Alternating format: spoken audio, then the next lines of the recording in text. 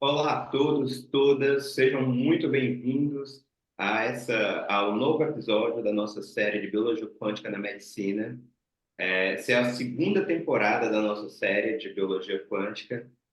Eu sou Marcelo Souza, físico com mestrado e doutorado na Física aplicada à Medicina, Neurociência, e hoje estou acompanhado aqui dos co-hosts, como sempre, os doutorandos Matheus e Pedro, figuraças que estão aqui da futuro da nossa ciência.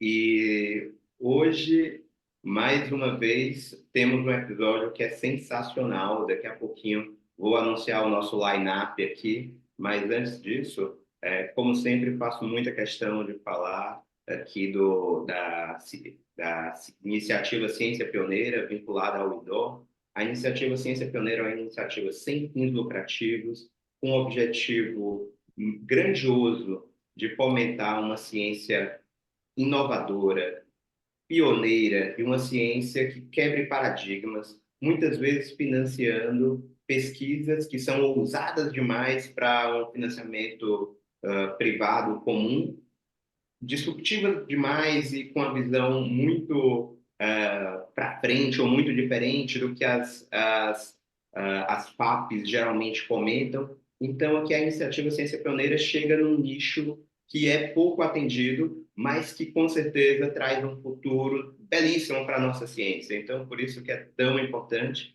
e principalmente aqui nas nossas iniciativas voltadas à biologia quântica, onde a gente fomenta essa nova área do conhecimento e temos aqui a ajuda desses nossos convidados brilhantes para que a gente faça esse papel de atrair mais gente, mais conhecimento para a biologia quântica. E como sempre, muitos cientistas já estão fazendo biologia quântica e não sabem, porque não se conhecem, não se conectam por essa área. E muitos outros, ao momento que conhece, nossa, eu quero muito ir mais a fundo nessa área, né? Então, no episódio de hoje, o nosso segundo episódio dessa temporada, nós iremos explorar um pouco da biologia quântica, mas mais os efeitos quânticos voltados aos sentidos. Principalmente sentidos aqui quando a gente fala em seres humanos, mas também sentidos nos outros animais, nos seres vivos, de uma forma mais geral e no mundo à nossa volta. Bom, mas antes vamos aqui para alguns recados que o Matheus vai passar. Então, gente, lembrando que para quem assistir a série, né, pelo menos assistir 4 episódios da série com a gente ao vivo, tem direito a receber um certificado.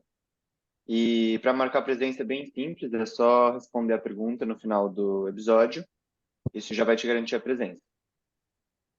Bom, sobre o formato do, do episódio, acho que vocês perceberam que vocês estão com os microfones mutados, estão sem câmeras.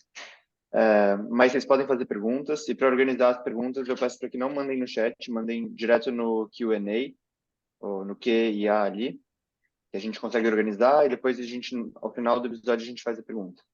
Mas também, se no final do episódio você quiser desmutar o microfone e mostrar a câmera, a gente consegue fazer isso sim, é só mandar no chat que a gente organiza direitinho. Levantar a mão e a gente faz essa intermediação. E, por último, lembrando que a gente tem o material de apoio, né? Então, é legal ler antes de cada episódio para que vocês tenham perguntas, consigam interagir um pouco mais. E a gente também tem a comunidade da Biologia Quântica, que a gente coloca artigos, discussões interessantes, tudo mais. E a gente vai mandar o link no chat agora para quem quiser entrar. Fique à vontade. Maravilha, Matheus, super obrigado. Então, hoje aqui a gente tem o Marcelo Paleólogo, o Fábio Pina e o Roberto Lente. Então, vou pedir para que eles se apresentem muito brevemente. Marcelo, você pode começar falando um pouco de você? Bom dia, pessoal. Eu sou professor da UFRJ, do Instituto de Física, sou formado em ótica quântica, então física quântica é o meu ganha-pão, é o que eu trabalho diariamente, e com foco em interação da radiação com a matéria, né? A matéria aí entendida sempre em pequenas porções e sistemas quânticos abertos, informação quântica. E, mais recentemente, tem estado envolvido nesse projeto de investigar a, as, essa interação da radiação com a matéria viva, digamos assim. E é um projeto interessante, é um projeto desafiador e vamos ver no que vai dar. Maravilha, Marcelo. Marcelo que é nosso sócio aqui, né? Já esteve com a gente na primeira temporada e agora na segunda. É sempre muito, muito interessante ouvi-lo. E também temos aqui o Fábio Pina. Fábio Pina é um cara espetacular, interessantíssimo, que eu conheci há alguns meses, e que é otorrinolaringologista, e que a gente pensou, bolou aqui um tratamento, uma possibilidade de pesquisa na área de fotobiomodulação para reativar neurônios olfativos. Ele vai falar um pouco sobre isso também. Então, é uma pessoa que eu já venho interagindo aí há alguns meses, um ano, e que é um cara muito interessante, que tem muito a agregar. Vai lá, Fábio, fala um pouco sobre você, como você está se sentindo hoje. Olá, em primeiro lugar, muito feliz de estar aqui, muito empolgado com essa discussão. Meu nome é Fábio Pina, eu sou médico, otorrinolaringologista, me formei na Universidade de São Paulo e estou desde a graduação lá. Fiz doutorado, fiz a residência, doutorado depois, livre docência e sou professor de pós-graduação também, além da área assistencialista, eu faço pesquisa. E a minha linha de pesquisa, eu tenho duas, uma delas são os distúrbios do olfato e a melhor compreensão do olfato, e esse vai ser o tema que a gente vai discutir hoje um pouquinho aqui com vocês. Então, muito obrigado, muito feliz e muito empolgado com esse assunto, que a gente tem muito a descobrir ainda. Maravilha, maravilha. Obrigado por ter aceitado, por ter topado vir participar com a gente. E hoje eu também estou, além de apresentador, como host, né, anfitrião, eu também estou aqui como fã, porque nós temos o Dr. Roberto Lente, e que o primeiro livro de neurociência que eu estudei foi justamente os 100 bilhões de neurônios, escrito por ele, e que com certeza é um livro que influenciou milhares, milhares de pessoas no Brasil e no mundo. Foi, eu creio que não só para mim, mas para muita gente foi o livro de entrada na neurociência. Professor, muitíssimo obrigado por ter aceitado o convite. Se o senhor puder falar um pouco sobre você e sobre sua trajetória e como está se sentindo hoje ao participar aqui do nosso webcast, nós todos estamos muito felizes também com sua presença. Bom, em primeiro lugar, muito obrigado pelo convite. Estou aqui curiosíssimo. Não entendo nada de biologia quântica nem de física quântica. Eu sou um neurocientista, sou formado em medicina, mestrado e doutorado em biofísica na UFRJ. Depois eu fiz um pós-doc no MIT, nos Estados Unidos. Lá atrás, vocês não eram nascidos ainda. Depois eu me dediquei à neurociência, que especificamente é um tema chamado neuroplasticidade, que é incrível porque significa investigar a mutabilidade do cérebro em resposta ao ambiente ou em resposta a, desde, de interferências malignas ou que causam dano até outras que são benignas. O cérebro se modifica até a todo momento, então esse é o meu foco de trabalho. E eu gosto de pensar no sistema nervoso como um sistema de múltiplos níveis.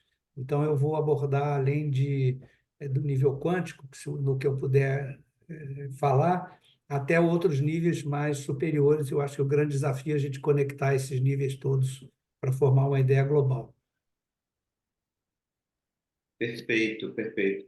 E essa visão, né, que o Roberto trouxe de, eu não, putz, não sei de biologia quântica, não sei de física quântica. Na verdade, a gente agregou todo mundo aqui no sentido de realmente criar essa conversa e que a gente consiga trocar ideia, então, puxar muito do conhecimento que tem de cada um aqui, para que a gente consiga juntos ir aprendendo e trocando e vendo o que é que existe de fenômenos quânticos no olfato, na visão e também a nível cerebral, a nível do sistema nervoso central.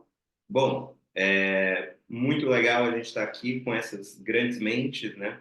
E a gente começa agora a nossa discussão sobre o sentido, tentando entender um pouco dos processos quânticos que realmente poderiam ter um papel em seres vivos, né? Então, trazendo aqui um pouco para o Marcelo, paleólogo, que dentre nós aqui, certamente é quem tem o conhecimento mais profundo da física quântica. Então, assim, Marcelo, quando a gente pensa em fenômenos quânticos, a imagem que geralmente vem à nossa cabeça são experimentos muito complexos, com temperaturas muito baixas, tudo muito controlado e difícil, né? Durante muitos anos, os físicos não acreditavam que existissem fenômenos quânticos úteis, digamos assim, ou que façam diferença dentro de organismos e sistemas biológicos, né? Então, eu queria que você falasse para a gente um pouco como que esses fenômenos podem ocorrer nesses ambientes que são quentes, ruidosos, molhados, né? Hidratados, como os ambientes dos sistemas biológicos, né? Então, como que esses fenômenos quânticos podem ocorrer nesses sistemas biológicos? Bom, então olha só, Xará. Eu acho que quando a gente fala de quântica, eu acho sempre importante a gente separar um pouquinho as coisas, tá certo? Então, eu entendo a sua pergunta, entendo também as restrições que os físicos, em geral, né, fazem aos ambientes ruidosos, quentes, molhados e tal, mas é porque a gente tem que entender do que a gente está falando, né? Então, quando a gente fala fenômenos quânticos que precisam de ambientes de baixa temperatura, muito controlados e assim vai, a gente está falando de um pedaço dos fenômenos quânticos, em particular aqueles que a gente costuma usar para ilustrar a quântica, né? Então a gente está pensando o quê? A gente está pensando, sei lá, em interferência, né? A gente está pensando em experimentos que envolvam as famosas superposições de estados quânticos. Vou falar uma outra palavra aqui. O pessoal que não é da área, minha sugestão que eu dou para todos os estudantes, para quem eu dou aula, ou sempre que eu participo de reunião que tem estudante ou tem pessoal que não é da área, uma grande ideia é escrever um glossáriozinho. Então, se vocês tiverem com papel e caneta aí, vão anotando as palavras esquisitas que aparecem, né? Porque depois vocês podem ir para a internet e procurar essas palavras esquisitas e ver do que o Marcelo estava falando, ou do que o Roberto, do que o Fábio estavam falando. Então, palavras tipo interferência, emaranhamento, que é outra palavra que aparece agora toda hora em ficção científica, né? Então, essa é a gama, né, digamos, de fenômenos quânticos que, de fato, normalmente precisa, né, de ambientes extremamente controlados e tal. Eu já vou chegar no normalmente aqui. Antes de chegar no normalmente, eu queria falar o seguinte: isso dito, né? Formação de moléculas, estabilidade de molécula, interação entre moléculas, nada disso ocorre na natureza clássica, tá certo? A descrição clássica da natureza não dá conta de explicar nada disso, né? Então, a gente precisa de uma descrição quântica da natureza para explicar a formação de moléculas, interação entre elas e assim vai. Então, a quântica ela é parte da realidade, tá certo? No sentido de que sem fenômenos quânticos a gente não tem é, nada disso. O que o pessoal costuma pensar é assim, não, tudo bem, mas eu posso falar sobre o transporte de carga elétrica, eu posso falar sobre transporte iônico, eu posso falar em descrições que a gente consideraria, digamos, semiclássicas e assim vai. Beleza, isso é verdade.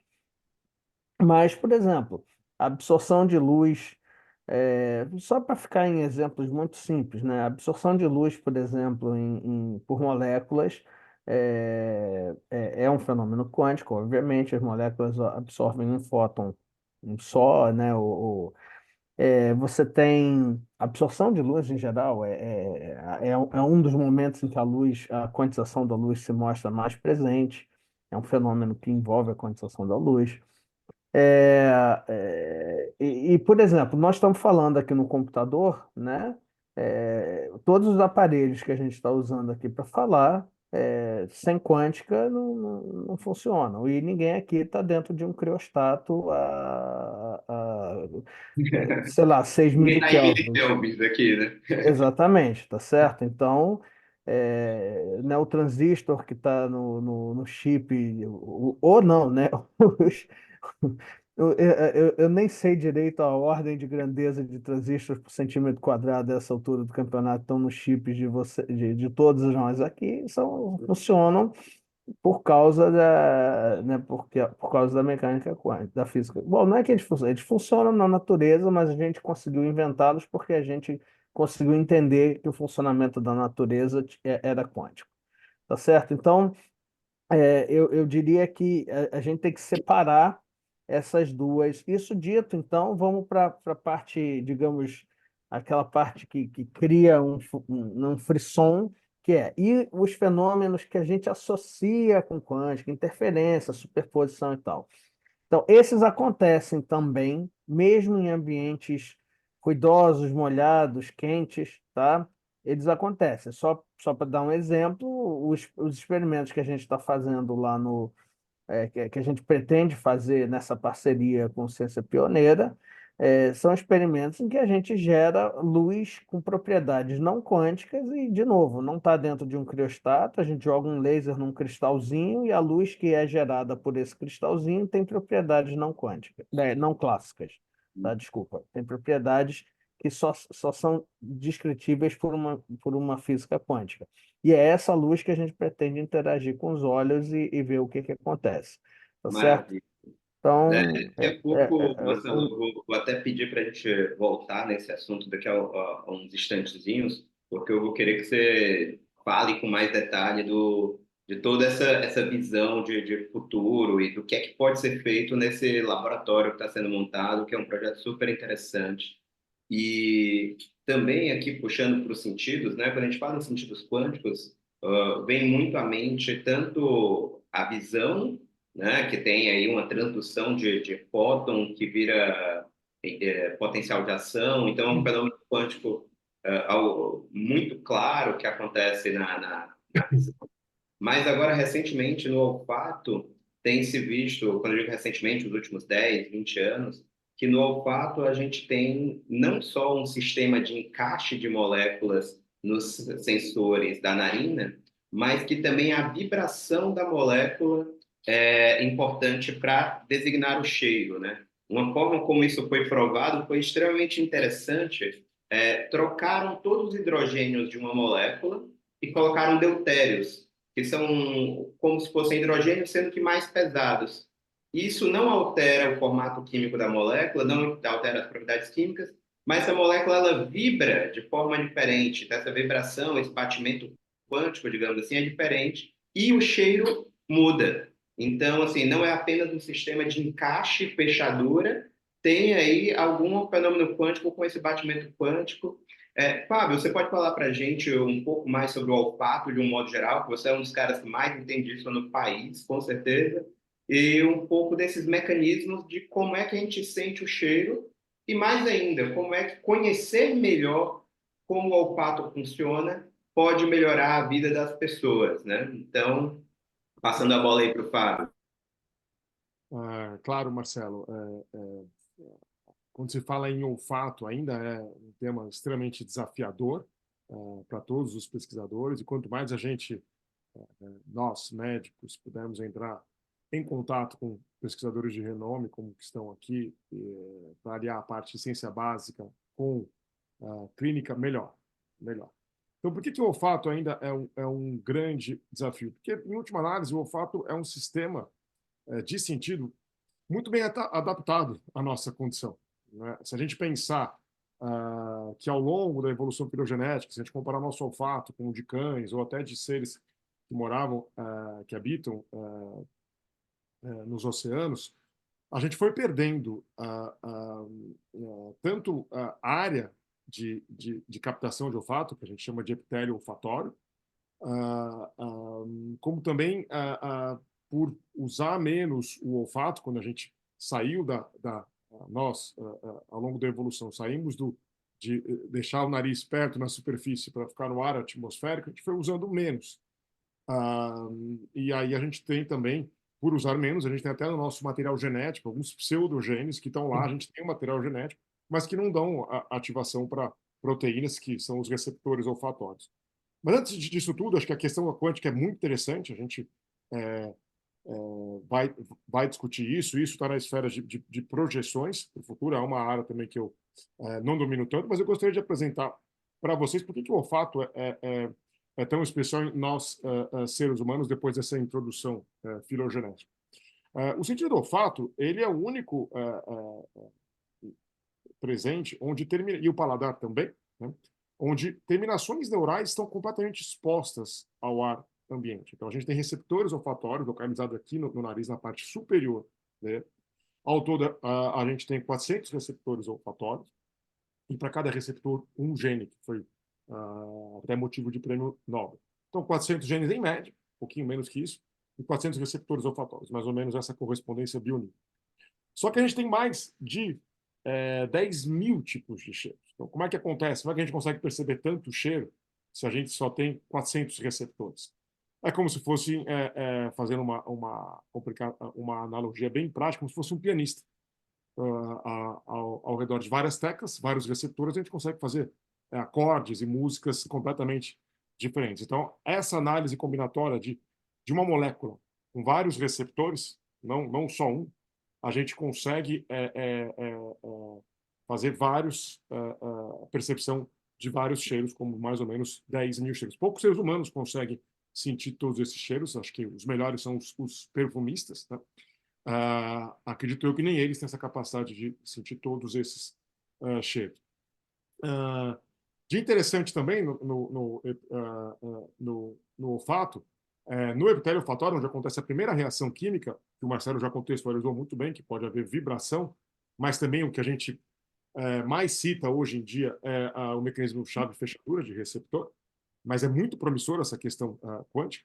Então, após esse primeiro contato do receptor, da molécula do cheiro com o receptor, a gente tem um influxo de cálcio nas células e o nosso sinal elétrico vai até a parte cortical. Né? O professor Lente aqui é a sumidade no assunto e esses receptores, como eu já falei no comentário, eles estão à mercê de mudança de temperatura, infecções virais, a Covid mostrou muito isso, infecções bacterianas, esses receptores eles podem ser degradados ao longo da nossa vida.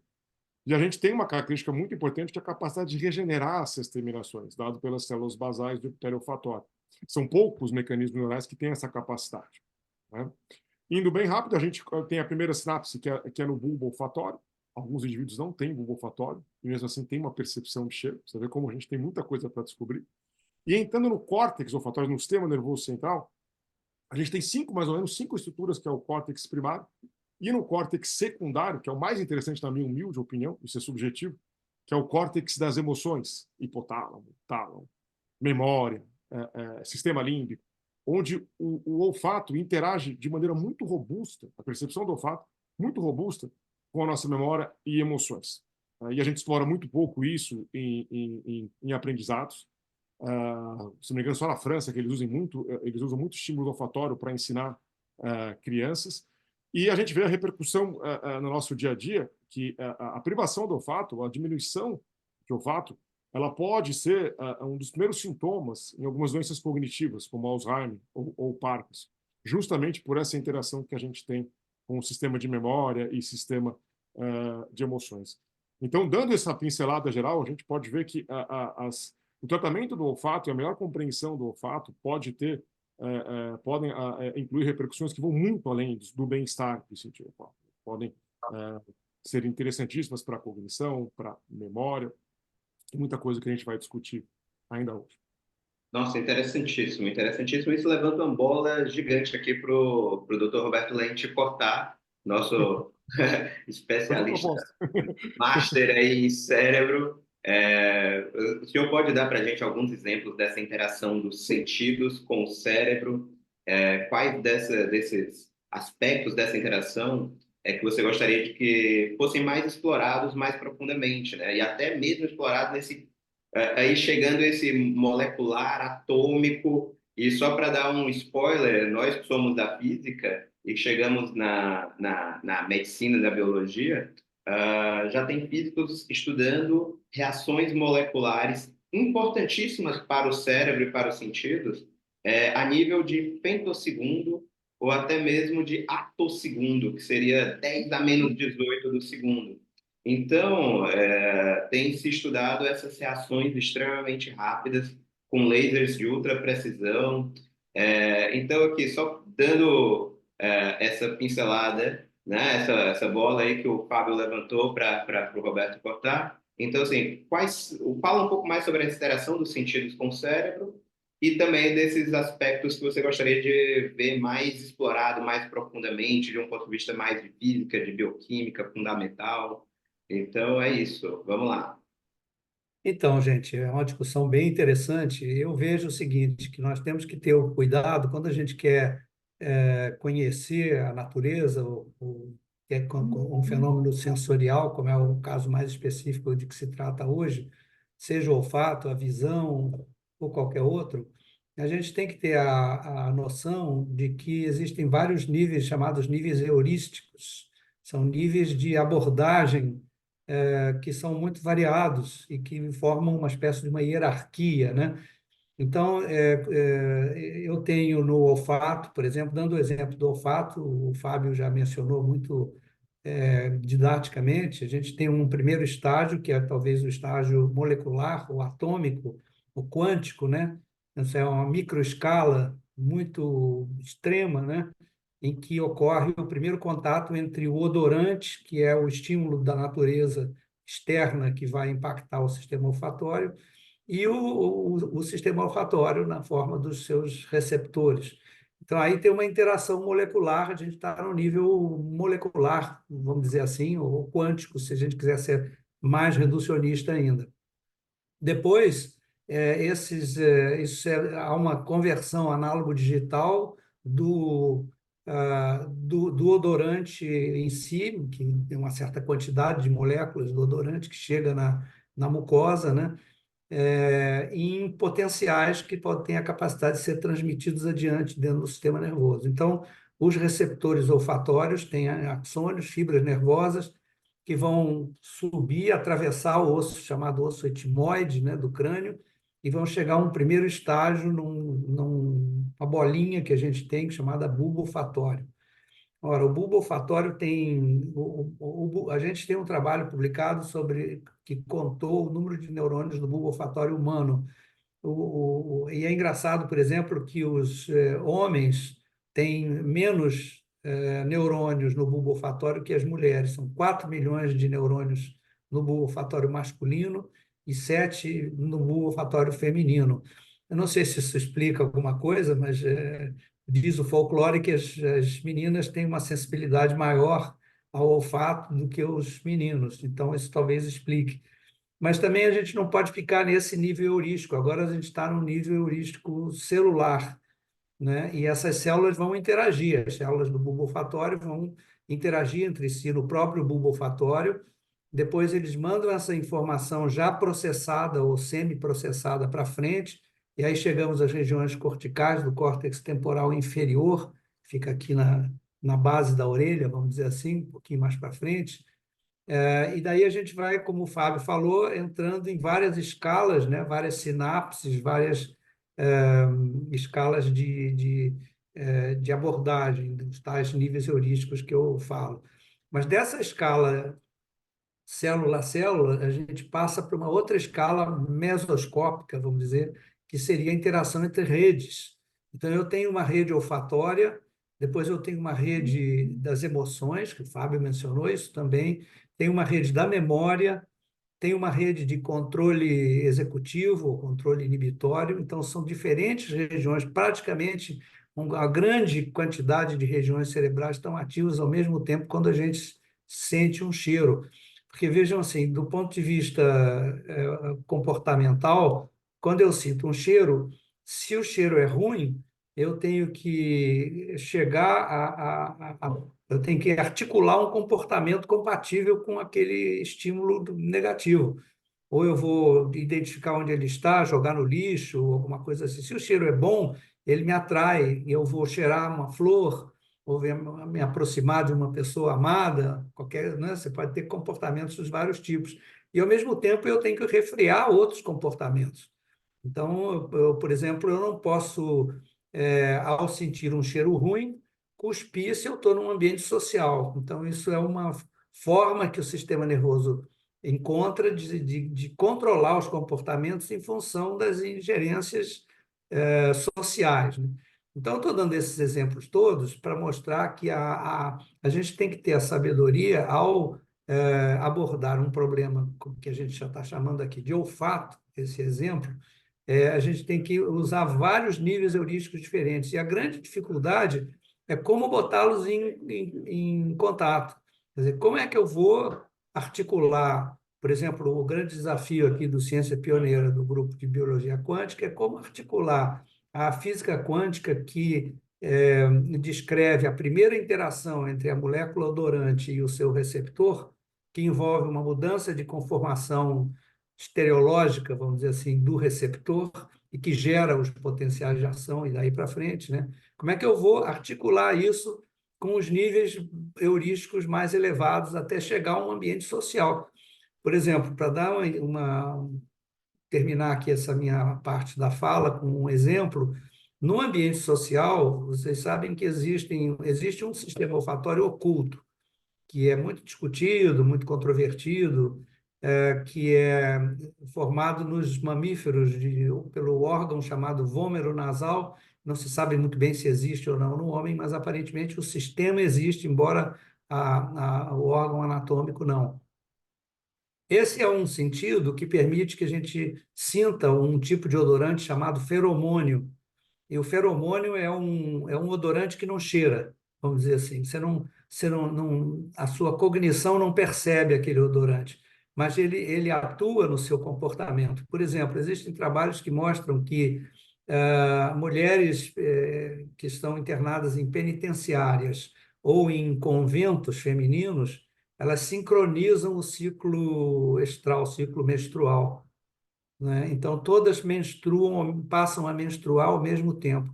E ninguém sabia por que isso, né? Porque, na verdade, o que acontece é que a emissão de cheiros por essas mulheres no seu ciclo menstrual é percebida sem que isso chegue à consciência pelas mulheres em torno. E, de alguma forma, isso ao longo do tempo vai causando uma sincronia do ciclo menstrual. Isso existe nos animais também, existe em várias outras condições, né? Tem talvez um aspecto evolutivo importante de congregação de grupos sociais, né? Então, vocês veem, se a gente vai fixar o nosso interesse num fenômeno como o olfato, a gente pode ir do micro, ao nível quântico, até o nível social. E a gente, a meu ver, tem que ter a sabedoria de conectar isso tudo para poder fazer um sentido global do fenômeno que a gente está discutindo. Excelente, excelente, muito bem colocado. Esses níveis, né, essa hierarquia, muitas vezes, quando a gente estuda de um ponto de vista também, que a gente fala muito de transdisciplinaridade, né, atravessar várias disciplinas. Mas um aspecto super interessante também são essas pesquisas, eu não sei nem o nome para falar, mas que sejam translacionais ou transdisciplinares ou trans qualquer coisa, mas que atravessem esses vários níveis hierárquicos, né? O que um fenômeno quântico a nível molecular pode gerar de resultado social, né? Isso é extremamente interessante e tem muito a ser descoberto nos próximos anos, né? Eu queria aqui antes, primeiro falar para quem nos assiste aqui, a gente está com 50 pessoas assistindo, muito feliz, assim, do ponto de vista de biologia quântica, isso aqui é praticamente Woodstock, então, porque a gente ainda está criando esse grupo aqui no Brasil, né? Então, assim, ter 50 pessoas assistindo ao vivo é muito, muito legal. E depois, no YouTube, os nossos vídeos chegam aí a centenas de visualizações. Em breve chegarão a milhares de visualizações. Então, é um material muito rico que a gente está criando aqui. E eu queria lembrar para o pessoal que nos assiste, por favor, escrevam perguntas, porque daqui a 10, 15 minutinhos a gente vai começar a interagir com as perguntas que vêm do público. E se for o caso, se a pessoa quiser sentir à vontade, a gente pode abrir o microfone também para perguntar. E eu queria agora aproveitar um pouco também aqui dessas interações que a gente já está fazendo para os palestrantes, para que o Marcelo Paleólogo voltasse a falar um pouco do experimento que ele ia descrever. E assim, eu acabei cortando porque eu queria usar isso nesse momento agora, né? Então, assim, já peço desculpa por ter cortado lá atrás, mas era para trazer para esse momento agora. Então, Marcelo, se você puder falar para a gente um pouco sobre os experimentos que estão sendo planejados, né, que a gente está chamando de visão quântica, e aí depois a gente pega aqui para ter o comentário do Roberto Lente e do Fábio Pina, e passamos para a nossa próxima etapa na sequência, né? Então, voltando aqui a palavra para o Marcelo Paleólogo. Tá bom, eu vou ser rápido aqui, né? Até porque não tem muito o que falar nesse primeiro momento, porque ainda é tudo muito básico, tá? Então, pegando carona no que o Roberto acabou de falar, os experimentos que a gente está fazendo, eles são experimentos cujo objetivo é, de alguma forma, fazer a ponte, tá? Mas é uma ponte, no momento, nesse primeiro momento, uma espécie de ligação direta, o que obviamente está longe de ser o ideal, né? Porque o ideal seria fazer a cadeia inteira dessa hierarquia, mas por outro lado é o que a gente consegue fazer no momento. Então, a ideia é a seguinte: a ideia a gente sabe que a absorção de luz é foto a foto, tá certo? E, contudo, a gente também tem ideia de que entre a absorção de luz por uma molécula no sistema visual e um impulso elétrico e a cadeia posterior de impulsos e, eventualmente, uma resposta, né? Uma resposta sensorial e uma resposta física, ou o que quer que seja, tem toda uma cadeia de eventos aí que é bastante sofisticada. A pergunta que a gente se fez num primeiro momento é a seguinte: se eu jogo luz, então falta só mais uma informação, tá? Como a luz é quantizada, né, e a partícula de luz é o fóton, né? Quando a gente tem quando a gente tem uma luz viajando de um caminho para o outro, o que você tem são fótons viajando de um caminho para o outro, tá certo? E esses fótons de um lugar para o outro, e esses fótons, então, a luz que a gente chama de luz clássica, digamos assim, a luz que a gente conseguiria descrever por uma física clássica ainda, ela apresenta uma certa estatística desses fótons. Se você muda a estatística e foge dessa luz, da estatística padrão, você já está na presença de uma luz que não tem uma explicação clássica, mesmo se você considerar simplesmente partículas com distribuições de probabilidade. Tá bom? Isso dito, a luz que a gente enxerga ao longo dos últimos bilhões de anos, bom, milhões de anos no nosso caso, é térmica, tá certo? É luz que vem do Sol, então essa luz tem uma estatística padrão, que é uma estatística térmica. Então a primeira pergunta que a gente se fez é a seguinte: se eu jogar luz com uma estatística diferente de térmica, isso muda algum padrão de comportamento? Essa é a primeira pergunta que a gente se fez. Tá? Então, por exemplo, existe um certo threshold para a pessoa acusar que viu alguma coisa. Threshold no sentido da intensidade da luz que chega nos olhos. Se eu mudar a estatística, eu mudo esse threshold? Por exemplo, uma pergunta simples, né? E aí, é claro, esse é só o início, e a gente pode também, em situações, em experimentos mais sofisticados, a gente pode jogar uma luz nos olhos das pessoas em que cada fóton, por exemplo, está numa superposição de diferentes modos de propagação. Só, digamos, ele pode estar numa superposição de chegando pela direita, chegando pela esquerda, né? Isso é um estado quântico diferente. E aí a pergunta, né? Isso gera alguma diferença de resposta, e assim vai. Então é o tipo de pergunta que a gente está se fazendo. Tá tudo muito no início, mas num primeiro momento. E qual é a ideia central por trás? A ideia central é que uma das formas da gente assuntar, né, da gente perguntar se os tais dos fenômenos quânticos que você queria saber de mim no início, ou quer dizer, aqueles que a gente está acostumado a ver na ficção científica ou discutir se eles são detectáveis ou se eles têm relevância em sistemas biológicos. Uma das formas da gente fazer isso é preparando estados físicos da natureza que, que, que só podem ser descritos se a gente leva esses fenômenos quânticos em consideração e vendo se a resposta do sistema muda, né? Se você incide esses estados, por exemplo, no sistema versus estados que têm uma explicação do eletromagnetismo clássico. Nossa, bem interessante mesmo.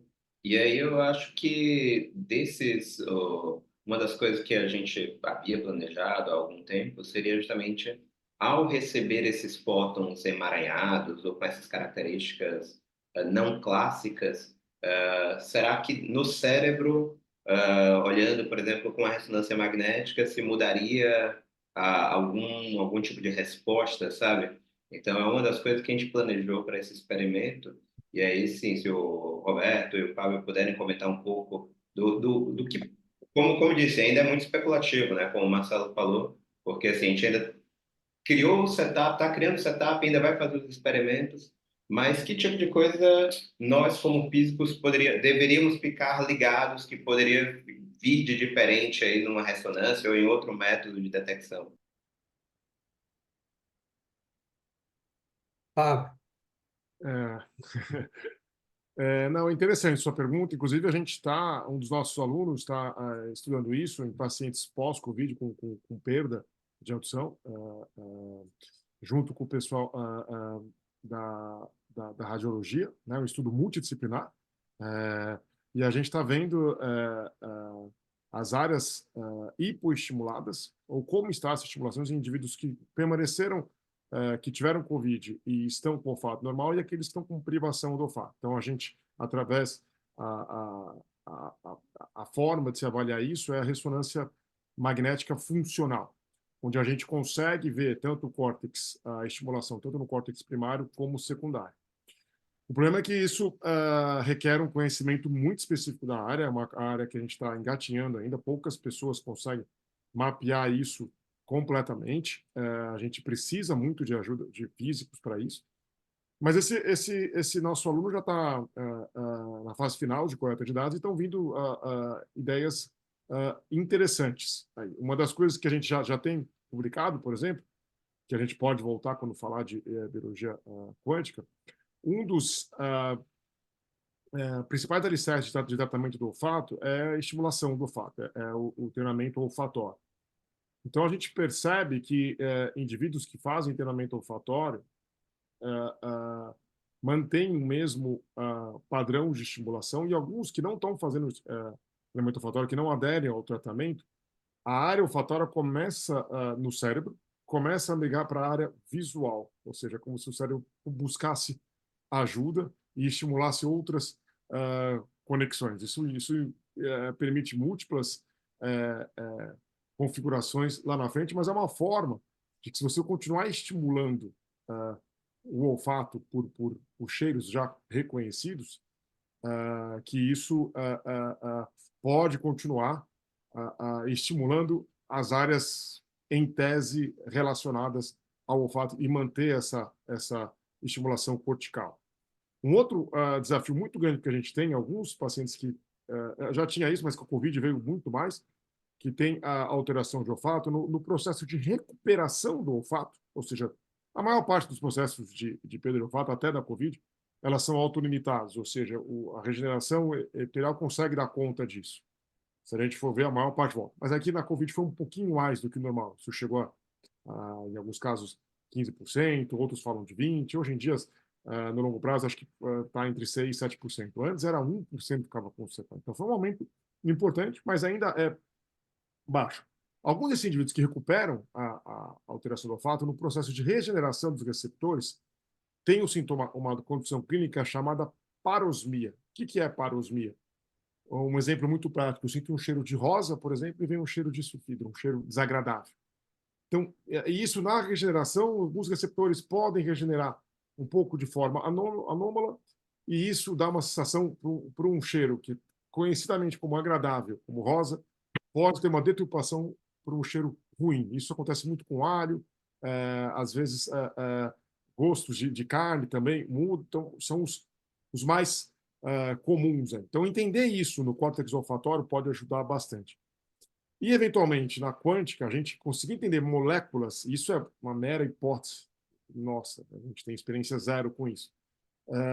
Se eu conseguir mudar a vibração de algumas moléculas, será que isso eu não consigo ajudar o heterolfatório a entender melhor outras moléculas que não estão sendo mais captadas? Será que se eu conseguir mudar a vibração?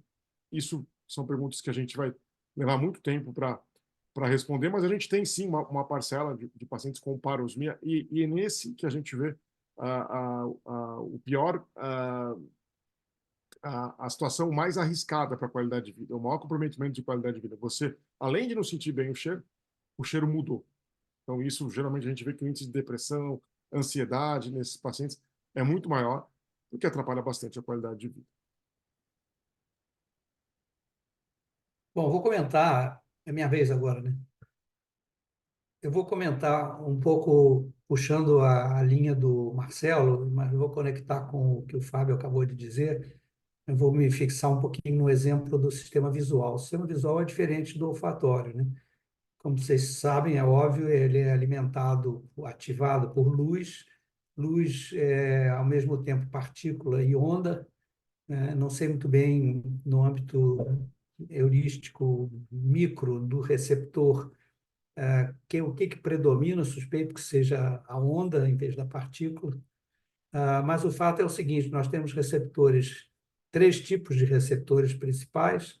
Um tipo que tem maior sensibilidade, a sua curva de sensibilidade tem um pico na altura do vermelho, outro na altura do verde, outro na altura do azul. Então, isso é a visão chamada tricromática, que a maioria dos seres humanos tem. Alguns são dicromatas, são os daltônicos, outros são monocromatas, são os daltônicos mais graves, né? Mas a maioria dos seres humanos são tricromatas, com essa capacidade a gente é capaz de compor todo o espectro de cores que a gente vê. Alguns animais veem mais cores, ou veem para o lado do ultravioleta, outros veem para o lado do infravermelho. Os morcegos, por exemplo, têm uma sensibilidade grande no ultravioleta.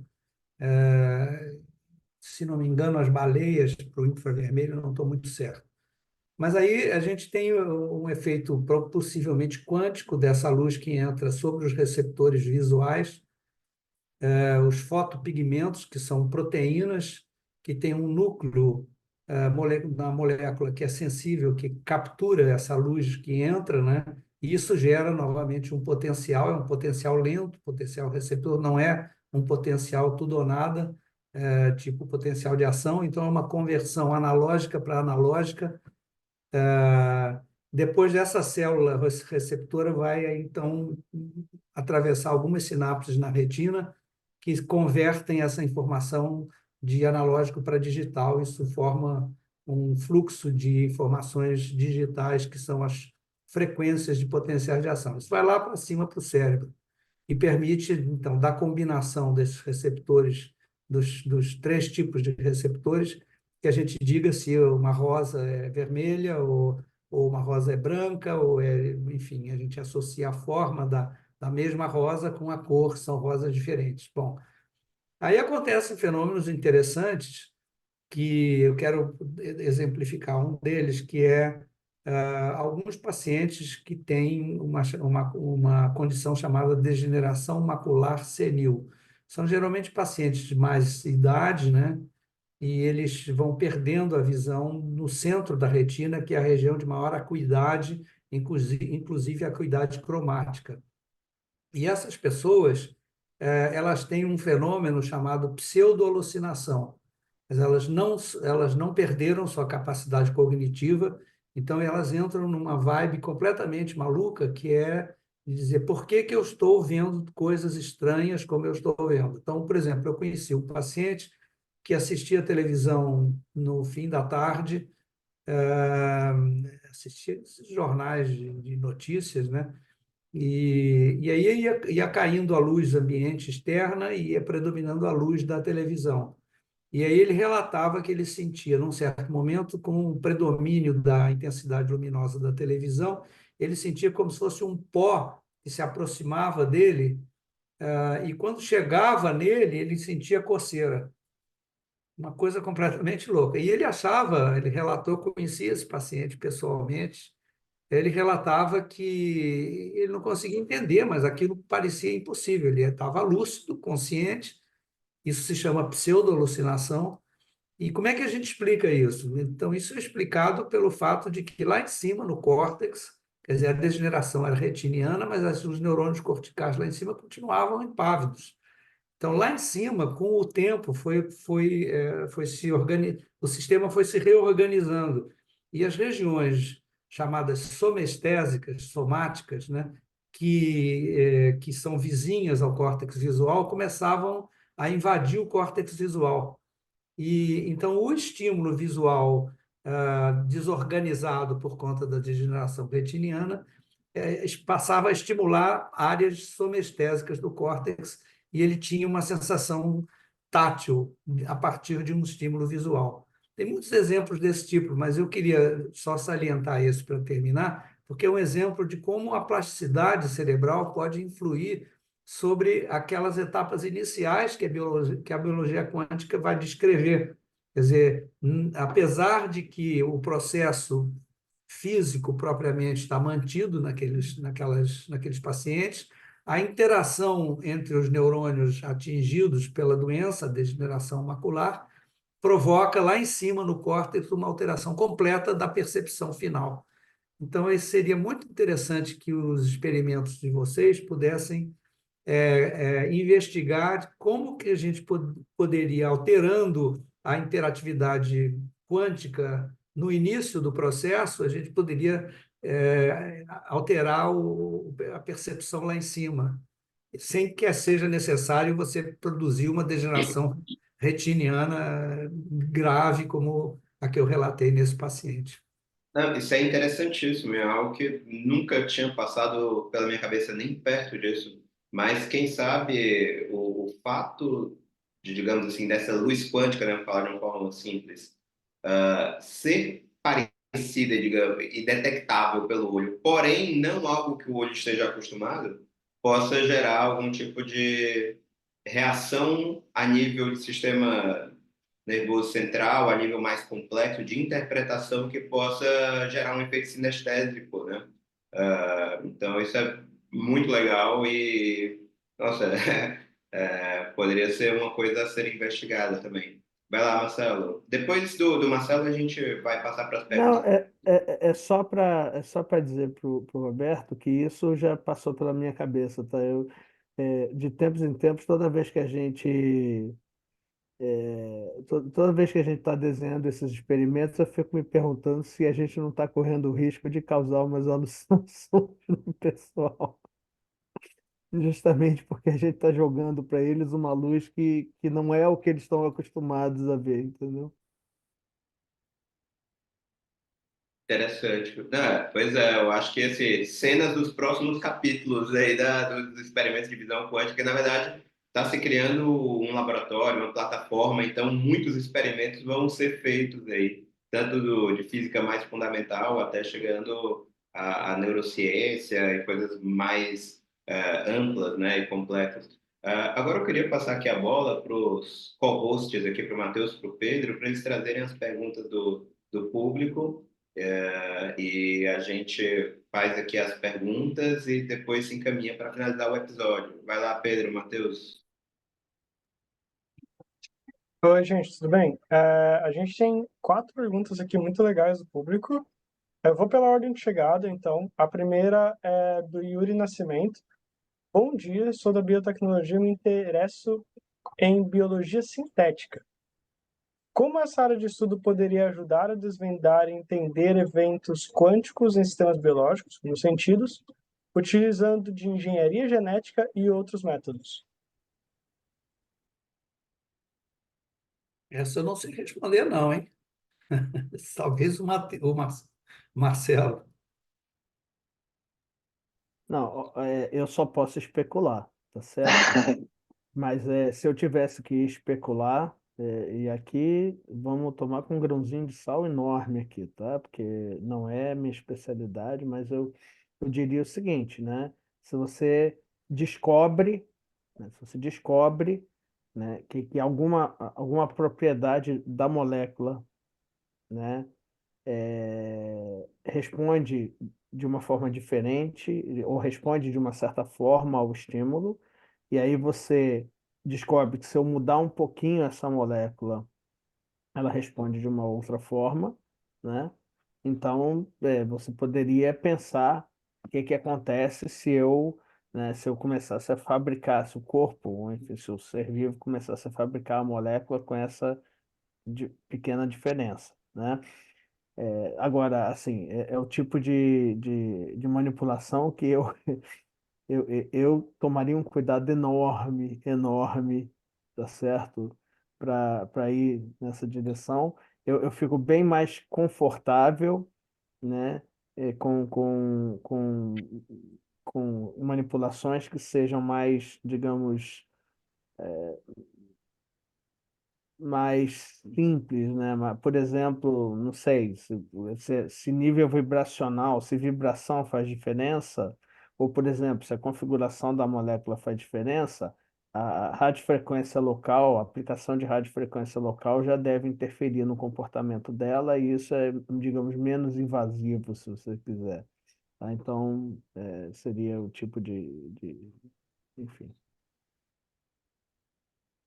Então, eu queria adicionar uma coisa também, que esse tipo de experimento que o Marcelo falou agora, de você trocar uma pequena propriedade da molécula e ver como isso afeta, já tem sido feito com o sentido de bússola das aves.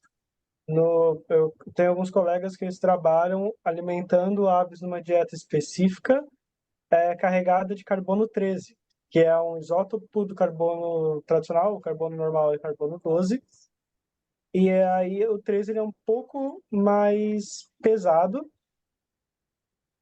ele é um pouco mais pesado, então ele não deve mudar as propriedades. Aí o que eles estão vendo se a gente carregar a ave com uma dieta de carbono 13, como isso muda o sentido de bússola dela, como isso muda as interações moleculares dentro dela. E aí isso é uma coisa que o pessoal tem feito. É menos invasiva do que engenharia genética, mas também consegue estudar as propriedades.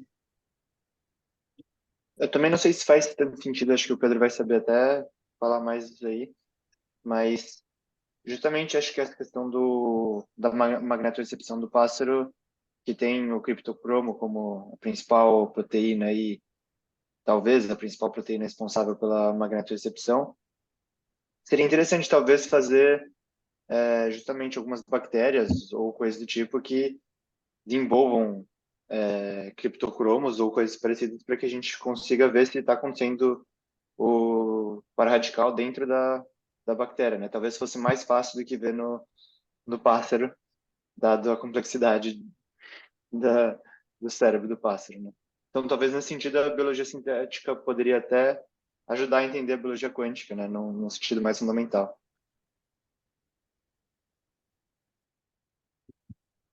Boa, boa. E aí, as próximas perguntas? Gente, também até eu comentar isso, né? A gente mandou o link, se puder, Pedro Matheus, manda o link novamente da comunidade, porque na nossa comunidade muitas vezes você faz a pergunta lá e tem dezenas de cientistas. Então alguém já li um paper sobre isso e já manda lá na comunidade, assim. Então às vezes acaba sendo mais fácil do que nós aqui durante a nossa conversa lembrarmos de algum artigo, de algum conhecimento. Então, por favor, entrem na comunidade Pedro e o Matheus vão colocar o link aqui no chat novamente. E, na verdade, já está lá no comecinho da conversa, então é só ir acessar lá no comecinho da conversa no chat, tem esse link. E aí, Matheus, você pode trazer mais perguntas do pessoal? Sim, a Maria fez uma pergunta que acho que o Roberto Lente até tocou um pouco, mas ela perguntou: os grupos de trabalho vão estudar também sinestesia de sentidos? Teria alguma relação com esse caminho entre os sistemas heurísticos? Então, se alguém quiser comentar. A sinestesia é um exemplo de plasticidade também, né? Então, é a capacidade que as pessoas têm de misturar, vamos dizer assim, os sentidos, né? E isso ocorre lá em cima no córtex cerebral, né? Qual a repercussão que isso tem na periferia, quer dizer, no momento em que ocorre, por exemplo, que um receptor tátil da superfície corporal, da superfície cutânea, responde, que a somestesia, diferente da sinestesia, a somestesia é um estímulo, é um sistema, é uma capacidade que depende também de estimulação física proveniente do ambiente. Então, você tem receptores de calor, você tem receptores de toque, que são mecânicos, né? Tem, entre os receptores de toque, você tem alguns que respondem a vibrações específicas, portanto, frequências mecânicas, né, da estimulação, receptores de frio, que é para baixa temperatura, e assim vai. Quimiorreceptores, que respondem a, por exemplo, estímulos irritantes, né? E isso tudo é articulado lá em cima, no córtex cerebral. Então, em certas situações, essas respostas que devem ser separadas, porque eu devo saber discriminar entre o frio e o quente, entre um estímulo forte, mecânico, e um estímulo delicado, né? Entre um carinho e um beliscão, por exemplo, né? Então, isso, em certas condições, isso não ocorre e leva a pessoa a uma mistura geral dos sentidos lá em cima, né? Então, já existe muita pesquisa feita, mas eu não consigo fazer uma relação muito direta com o nível heurístico molecular ou atômico, né, para responder à pergunta. Eu acho legal que você tocou nesse assunto desde o começo, né, do webinar, desses diferentes níveis, assim, porque também tem, enfim, a física do ser mais complexo, né, que inclusive a gente, eu, Marcelo e o Pedro, já fizemos alguns textinhos de divulgação aí, em parceria com Ciência Pioneira, que é justamente tentar entender esses fenômenos emergentes, né, assim como você parte das regras mais fundamentais e você vê, por exemplo, como que isso está relacionado com o que você disse, né? Com, por exemplo, um carinho, um gesto social, alguma coisa desse tipo, né?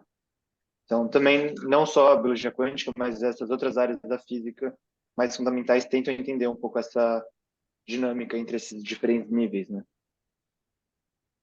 Mas, bom, seguindo aqui para a próxima pergunta, foi especificamente aqui para o Fábio e para o Roberto.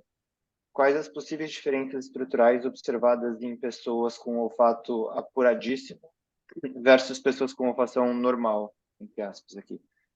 E pessoas com olfação muito diferenciada pós-Covid costumam apresentar recuperação mais rápida pós-Covid? Ou mais eventos de parosmia? Para os Parosmia? Isso mesmo. Para os professor Roberto. Fábio, essa é sua.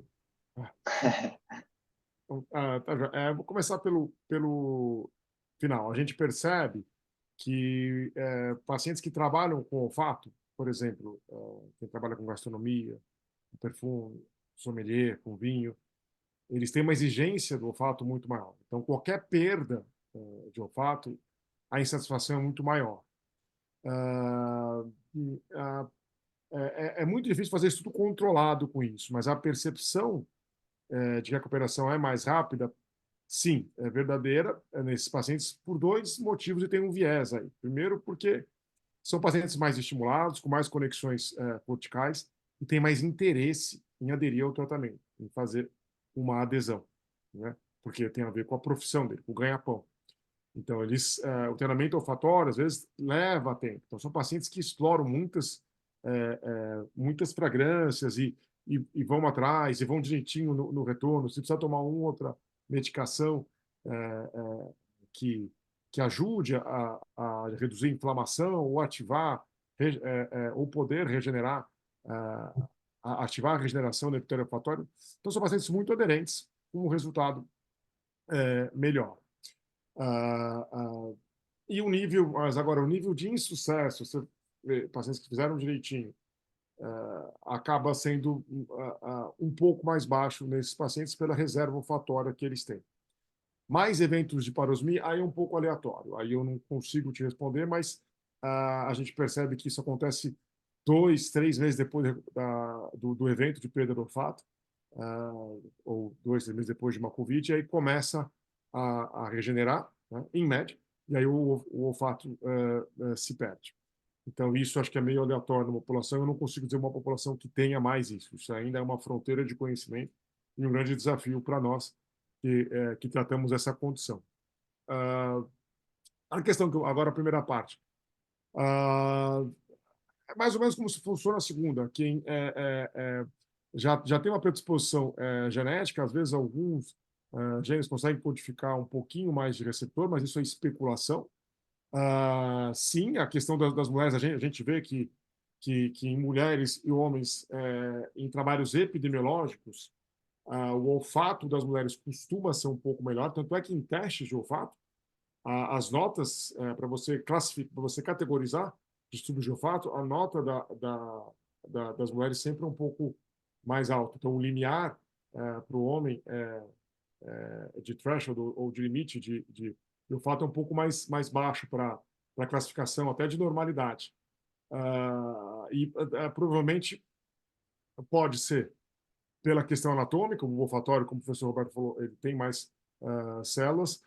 Ainda pode ser que uma modulação com estrógeno ajude isso.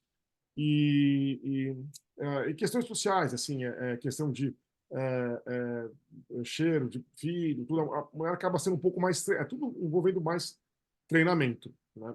Mas tem essa questão anatômica também da mulher. E alguns pacientes nascem com uma predisposição, assim como músicos que têm um ouvido, nascem com uma predisposição, uma gama de receptores um pouco maior na ligação com o olfato. Não sei se eu respondi totalmente as perguntas, estou à disposição. Maravilha, maravilha. Gente, eu acho que até agora a gente respondeu bastante bem todas as perguntas que foram levantadas aqui. Eu convido mais uma vez ao público que nos assiste também fique à vontade para mandar as perguntas e a gente pode responder depois por e-mail, contacta os palestrantes e, obviamente, com a permissão deles, pode divulgar aí o e-mail deles, inclusive, se quiserem escrever, deixar os e-mails aqui para contato, ou então LinkedIn, fiquem à vontade. Eu acho que é sempre muito bem-vindo. A gente está aqui, óbvio, tem essa interação, essa conversa, mas uma das coisas muito legais também é gerar conexões, gerar pontes, né? Então, muitos dos que nos assistem aqui estão fazendo um mestrado, fazendo um doutorado, estão querendo conhecer mais de biologia quântica, conhecer mais dos trabalhos de vocês. Então, muita gente entra, às vezes nem sabe muito biologia quântica, mas vê o nome de vocês aqui, putz, eu quero conhecer mais esses cientistas, esses pesquisadores. Então, uma das nossas funções aqui, dos nossos ganhos em paralelo, é justamente fomentar essas conexões. Eu acho que até pelo avançado aqui da hora, eu gostaria de passar a bola mais uma vez para os nossos convidados aqui para fazerem considerações finais, né? Perguntas que não foram respondidas aqui podem ser respondidas na comunidade, podem ser respondidas depois por e-mail. E antes de passar a bola aqui para os nossos convidados, eu queria comentar que um dos textos que a gente mandou como leitura prévia foi um texto escrito pelo nosso queridíssimo Pedro aqui. E ficou muito bom. Foi o trabalho de TCC dele, monografia, e quem me dera escrever tão bem durante a graduação. O primeiro trabalho científico que eu escrevi foi minha dissertação de mestrado, e minha santa orientadora corrigiu 16 vezes, a paciência em pessoa, até ficar bem. E o Pedro aí, durante a graduação, já escreveu um texto belíssimo, muito bem escrito. Fica aqui a recomendação. A gente queria ter falado mais sobre esse texto, mas como nossa conversa aqui fluiu também, a gente não quis fazer essa pausa, mas fica aqui a recomendação, por favor, leia um texto que ficou muito bem escrito pelo Pedro. E agora passo aqui a bola para os nossos convidados mais uma vez para fazerem suas considerações finais, né? Mais uma vez, super obrigado por terem aceito, por ter participado. O episódio ficou muito legal e tenho certeza que vai ser visto centenas, talvez milhares de vezes ao longo dos próximos meses e anos aqui.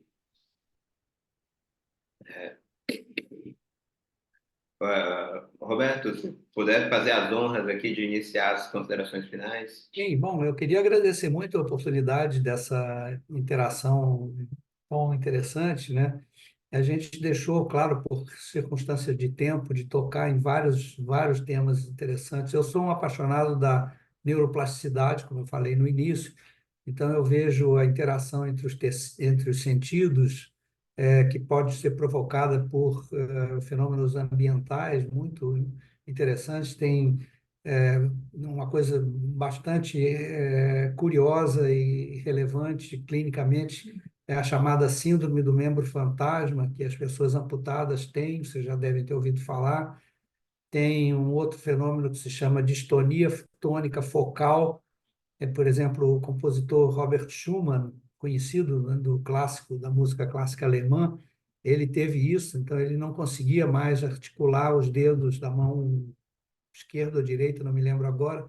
Então, o terceiro dedo da mão, de uma das mãos, travou completamente e ele achava que o problema era motor e aí usava aquelas tecnologias avançadíssimas da época, uma espécie de um alicate que puxava o dedo e a coisa estava toda lá em cima. Então, essa interação entre o periférico e o central é alguma coisa extremamente relevante para a gente entender o processo como um todo. E eu acho que a gente tocou várias vezes nisso aqui. E fiquei muito feliz de estar presente e aprender com vocês um pouquinho mais do que eu consegui aprender ao longo da minha longa vida. Obrigado. Maravilha, muito obrigado. Marcelo Palel, se puder falar suas considerações finais também. Eu queria agradecer também o convite e dizer o seguinte: eu sou físico de formação, né? Mas ali na metade da minha carreira, eu comecei a dizer para quem me perguntasse, né? Que se eu tivesse que fazer um doutorado, se eu pudesse escolher um doutorado naquele momento, seria em neurociências, porque é onde estão as perguntas que hoje eu considero as mais divertidas para mim. Então, trabalhar nesse projeto e trabalhar nesse tipo de interação e nessa reunião que a gente teve hoje, para mim é um enorme prazer, porque me põe em contato com a área de pesquisa que hoje eu considero a mais divertida, a mais entusiasmante para mim, né? Embora eu seja absolutamente leigo no assunto, né? Mas é ótimo e eu me divirto sempre quando vem gente desse calibre, né, do Roberto, do Fábio, vem falar para mim das coisas que eu gostaria de saber e não sei. Então, eu agradeço muito pelo convite, pela oportunidade e, enfim, é isso. Obrigado. Muito, muito obrigado. Fábio, contigo. Marcelo, Marcelos, vai mais rápido, professor Roberto, Matheus, Pedro, muito obrigado pelo convite, satisfação enorme estar aqui. Meu último comentário seria, pegando uma caroninha do que o professor Roberto falou, entre o periférico e o central, assim, nos seres humanos, exatamente a parte periférica do olfato, o epiteliofatório, reduziu muito em extensão em relação a, a animais quadrúpedes, a alguns insetos, peixes, mas a área cortical, ainda a parte central, ainda é muito vasta, e a interação disso ainda é motivo de muita pesquisa, sem contar a nossa capacidade de regenerar. Ainda tem postulações do que fazer com essa propriedade. Será que isso a gente pode usar para um trauma raquimedular? O paciente teve uma lesão de medula. Será que se eu usar essa propriedade regenerativa, que é como se fosse uma stem cell, será que eu consigo ajudar em outras doenças neurais? Então, a mensagem final seria assim: o olfato pode ser a porta de entrada para pouco explorada ainda, pouco conhecida, mas pode ser a porta de entrada para reconhecimento e tratamento de fenômenos clínicos e quânticos também. Então, a gente está à disposição para pesquisas, né? e aprendi muito hoje. Muito obrigado a todos. Excelente, excelente. Muito obrigado a todos os nossos convidados, aos co-hosts, ao pessoal do Ciência Pioneira que possibilitou tudo isso, e também para o nosso público que está aqui no presencial e o público que teremos assistirá depois no YouTube. Muito obrigado a todos. Hoje foi muito, muito interessante, aprendi pra caramba. E no próximo episódio nós vamos falar sobre as perspectivas da física quântica na oncologia. Então, por exemplo, a gente já sabe que tem sinalizações diferentes, sinalizações redox, tem mudança de propriedades mecânicas, tem mudanças de propriedades atômicas e moleculares em células cancerígenas. E então a gente tem aqui uma visão de futuro que a gente pode pensar em terapia, diagnóstico, imageamento. Então vai ser bem, bem interessante. E nesse tema nós vamos ter no próximo episódio a médica oncologista Débora Meira, a física médica Josilene Santos e o físico Vanderlei Banhato, que vão discutir conosco esse tema bem intrigante. E, mais uma vez, não esqueçam de ler o material de apoio, tanto do que a gente viu hoje, quanto dos próximos episódios. O material de apoio foi muito bem selecionado e ele serve muito para você chegar aqui no próximo episódio já aquecido, né? Serve um aquecimento. Mais uma vez, muito obrigado. E esse foi o segundo episódio da série de Biologia Quântica na Medicina e eu espero muito vocês todos nos próximos. Grande abraço, muito obrigado, tchau, tchau. Obrigado, gente. Tchau, tchau. Até logo a todos. Obrigado. Até logo. logo. Tchau, tchau.